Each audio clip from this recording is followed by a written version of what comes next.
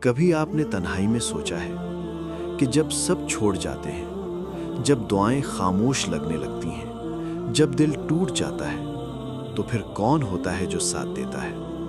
میرے بھائیوں اور بہنوں، اسی لمحے ایک حقیقت دل کو سہارا دیتی ہے۔ جو اللہ کا ہو جاتا ہے، اللہ اس کا ہو جاتا ہے۔ دنیا آپ کو تب تک چاہتی ہے جب تک آپ اس کے مطلب کے ہوں، لیکن اللہ آپ کو تب بھی نہیں چھوڑتا جب آپ کے پاس کچھ بھی نہیں رہتا۔ جب آنکھوں سے آنسو بہتے ہیں اور زبان خاموش ہو جاتی ہے، تب اللہ فرماتا ہے، میں ہوں نا۔ اللہ کا ہونا یہ نہیں کہ دنیا چھوڑ دی جائے، بلکہ دنیا میں رہ کر دل اللہ کے سپرد کر دیا جائے۔ نماز میں سجدہ سچا ہو، گناہ چھوڑتے وقت دل کانپے اور نیت صرف اللہ کو راضی کرنے کی ہو۔